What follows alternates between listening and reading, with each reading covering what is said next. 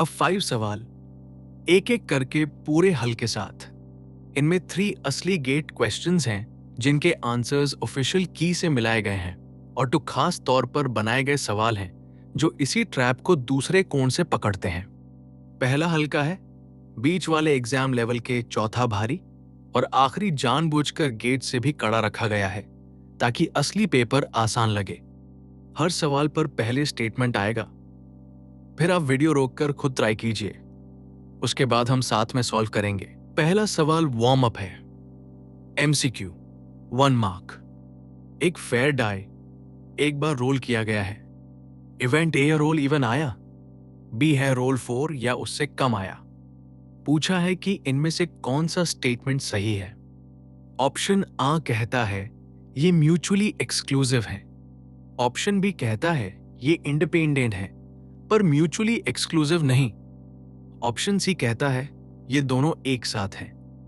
Option D कहता है ये ना इंडिपेंडेंट है ना म्यूचुअली एक्सक्लूसिव। वीडियो रोककर पहले खुद ट्राई कीजिए, यहां सिर्फ एक काम है, दोनों चेक्स अलग अलग लगाना, अंदाजे पर भरोसा नहीं करना। पहले कॉलम में क्वांटिटी, दूसरे में उसकी वैल्यू।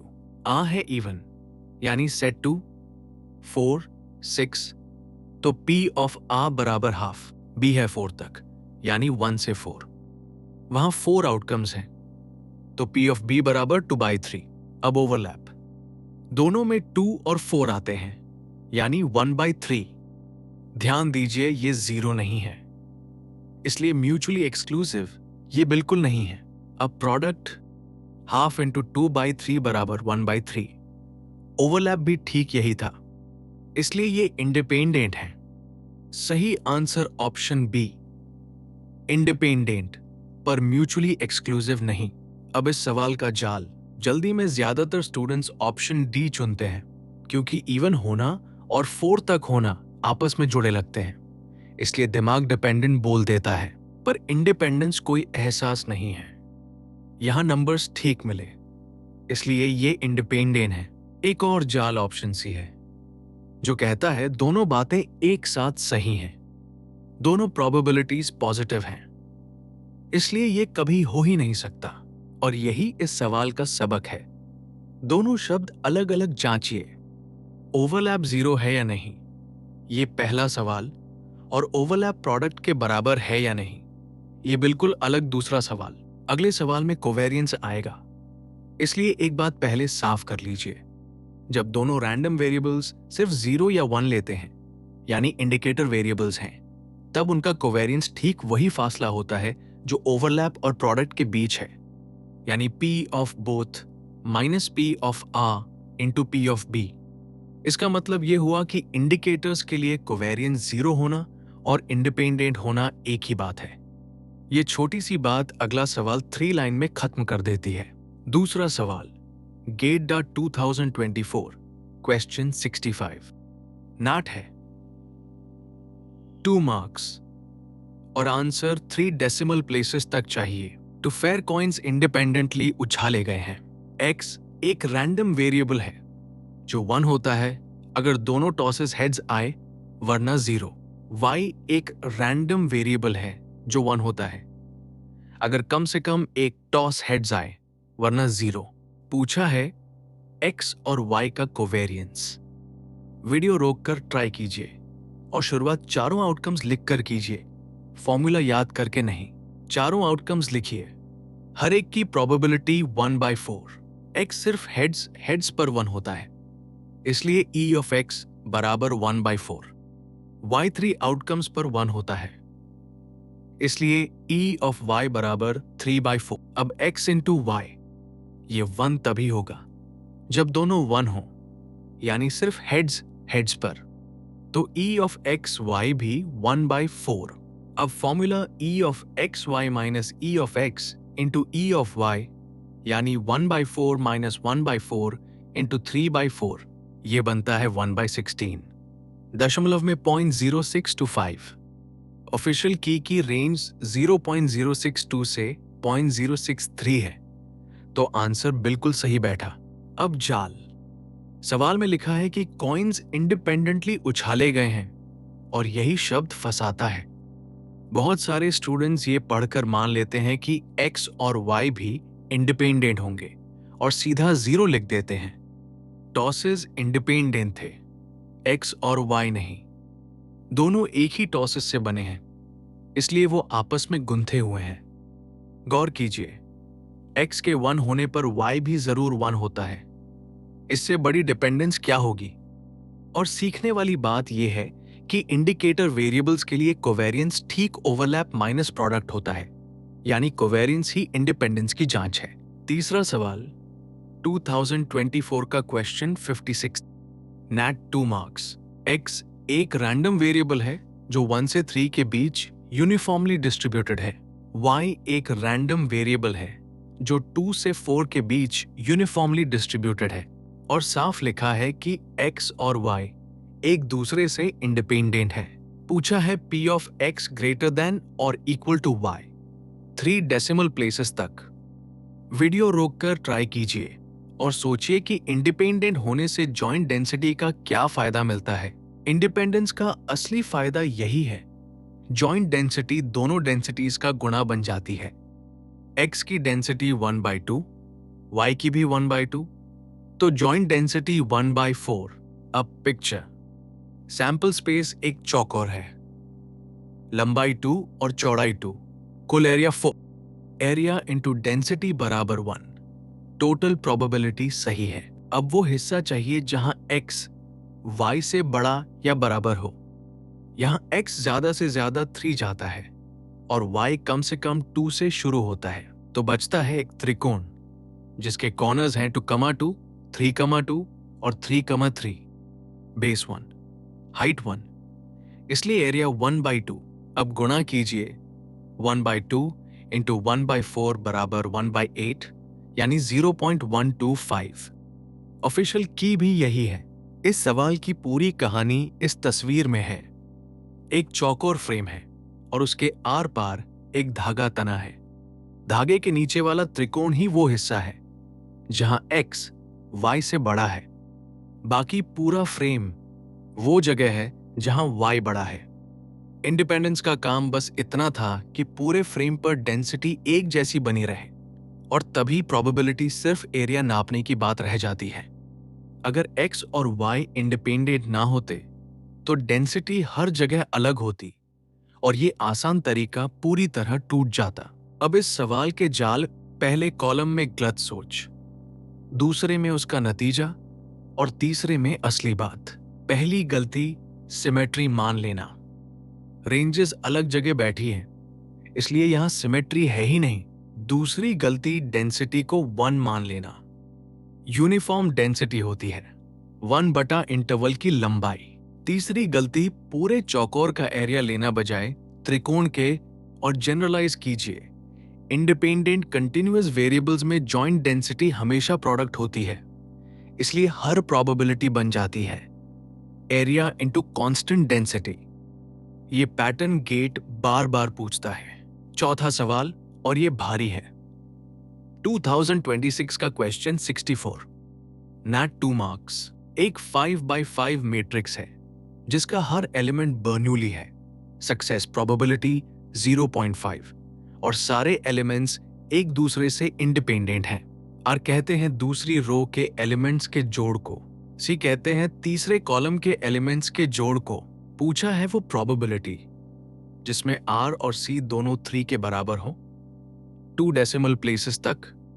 वीडियो रोककर ट्राई कीजिए और सबसे पहले ये सोचिए कि दूसरी रो और तीसरे कॉलम में कुछ साझा है या नहीं। इस सवाल की पूरी जान इस तस्वीर में है। एक पैनल पर स्विचेस की ग्रिड लगी है, एक पूरी हॉरिजॉन्टल रो जल रही है और एक पूरा वर्टिकल कॉलम भी। अब उस एक स्विच को देखिए जहां दोनों काटते हैं। वो अकेला स्विच दोनों रोशनियों में है। आर दूसरी रो पर टिका है, सी तीसरे कॉलम पर, और वो बीच वाला एलिमेंट दोनों में गिना जाता है। इसीलिए आर और सी इंडिपेंडेंट नहीं है। जब भी रो और कॉलम एक साथ पूछे जाए, सबसे पहले उस साझा सेल को ढूंढिए। पूरा सवाल वहीं से खुलता है। साझा सेल को नाम दे दीजिए, मान लीजिए S। यही अकेला एलिमेंट R में भी है और C में भी। तो रास्ता साफ है। एस पर कंडीशन लगाइए। पहला केस, एस बराबर 1, प्रोबेबिलिटी हाफ। तब रो में बचे 4 एलिमेंट्स का जोड़ तो चाहिए और कॉलम में बचे 4 का भी 2। ये ग्रुप्स अब पूरी तरह अलग हैं, इसलिए मल्टीप्लाई कर सकते हैं 4c2/16 यानी 6/16 दोनों तरफ। दूसरा केस, s बराबर 0, प्रोबेबिलिटी फिर हाफ। अब दोनों तरफ 4 में से 3 चाहिए यानी 4/16। अब जोड़िए 18 + 8/256 यानी 26/256। ये बनता है 0.1015 यानी 2 डेसिमल प्लेसेस पर 0.10। ऑफिशियल की रेंज 0.08 से 0.12 है, तो आंसर सही है। अब जाल विब्स। सवाल में लिखा है कि सारे एलिमेंट्स इंडिपेंडेंट हैं और यहीं दिमाग फिसलता है। स्टूडेंट्स मान लेते हैं कि R और C भी इंडिपेंडेंट होंगे और सीधा गुणा कर देते हैं 10/32 का स्क्वायर यानी 0.0976। एलिमेंट्स इंडिपेंडेंट थे, उनके सम्स नहीं, क्योंकि दोनों सम्स एक ही सेल को गिनते हैं। यहां टॉलरेंस चौड़ी थी, इसलिए गलत रास्ता भी रेंज में गिर गया। पर वही सवाल अगर बोथ सम्स इक्वल 5 मांगता तो सही आंसर 2 की पावर -9 होता और गलत रास्ता उसका ठीक हाफ, पूरे दोगुने की गलती। और अब आखिरी सवाल, जानबूझकर गेट से भी कड़ा, MSQ 2 मार्क्स। हर ऑप्शन अलग से जांचना पड़ेगा। A, B और C ऐसे इवेंट्स हैं जिनकी तीनों प्रोबेबिलिटी 0 से बड़ी हैं। कौन से स्टेटमेंट्स हमेशा सच हैं? ऑप्शन A कहता है अगर तीनों पेयरवाइज इंडिपेंडेंट हैं तो तीनों का इंटरसेक्शन भी तीनों प्रोबेबिलिटीज के गुणा के बराबर होगा। ऑप्शन B कहता है इसका उल्टा, अगर ट्रिपल इंटरसेक्शन गुणा के बराबर है तो A और B इंडिपेंडेंट होंगे। ऑप्शन C कहता है A और B इंडिपेंडेंट हों तो उनके कॉम्प्लीमेंट्स भी इंडिपेंडेंट होंगे। और ऑप्शन D कहता है A और B म्यूचुअली एक्सक्लूसिव हों तो वो डिपेंडेंट जरूर होंगे। वीडियो रोककर ट्राई कीजिए। ऑप्शन A गिराने के लिए 2 फेयर डाइस लीजिए। A है पहला डाई, इवन B है दूसरा डाई इवन, C है दोनों का जोड़ इवन। तीनों की प्रोबेबिलिटी हाफ है और तीनों जोड़ियां इंडिपेंडेंट निकलती हैं। हर ओवरलैप 1/4 और प्रोडक्ट भी 1/4। अब तीनों एक साथ, दोनों डाइस इवन हो तो जोड़ अपने आप इवन हो जाता है, यानी A और B मिलकर C को खींच लाते हैं। ट्रिपल इंटरसेक्शन वही 1/4 रहा, जबकि गुणा 1/8 होना चाहिए था। ऑप्शन A गलत। अब ऑप्शन B उन्हीं डाइस पर अलग इवेंट्स के साथ। U है पहला डाई 1, 2 या 3। V है पहला डाई 3, 4 या 5। W है जोड़ बराबर 9। तीनों का इंटरसेक्शन सिर्फ एक आउटकम है 3 और 6 यानी 1/36 और गुणा भी ठीक 1/36। मेल खा गया। पर U और V दोनों सच होने का मतलब है पहला डाई ठीक 3 यानी 1/6, जबकि प्रोडक्ट 1/4 था। ट्रिपल कंडीशन सच, फिर भी कोई जोड़ी इंडिपेंडेंट नहीं। ऑप्शन B भी गलत। इसे याद रखने की तस्वीर ये है। बेंच पर 3 गियर्स रखे हैं। किसी भी जोड़ी को उठाइए तो वो आराम से एक दूसरे पर घूम जाते हैं, कहीं कोई अड़चन नहीं। लेकिन तीनों को एक साथ जोड़ दीजिए और पूरा रिंग जाम हो जाता है। अब कोई भी नहीं घूम सकता। पेयरवेज बिल्कुल ठीक, फिर भी तीनों मिलकर बिल्कुल अलग बर्ताव। प्रोबेबिलिटी में पेयरवेज इंडिपेंडेंस और म्यूचुअल इंडिपेंडेंस का रिश्ता ठीक यही है और MSQ इसी पर बनते हैं। अब ऑप्शन C न A हो और न B, ये बराबर है 1 - P of A union B। Union खोलिए P of A plus P of B minus overlap, और ओवरलैप है P of A into P of B, मिलता है 1 - P of A minus P of B plus P of A into P of B। अब factor कीजिए, ये ठीक 1 - P of A into 1 - P of B है। यानी P of R complement into P of B complement. Option C हमेशा सच। अब option D, mutually exclusive का मतलब ओवरलैप जीरो, जबकि इंडिपेंडेंस के लिए ओवरलैप को P of A into P of B होना चाहिए जो पॉजिटिव है। जीरो कभी पॉजिटिव के बराबर नहीं हो सकता, इसलिए वो इंडिपेंडेंट हो ही नहीं सकते। ऑप्शन डी भी हमेशा सच। आंसर है सी और डी। अब पूरी टेबल एक जगह, क्योंकि यही चीज एग्जाम में सीधे काम आएगी।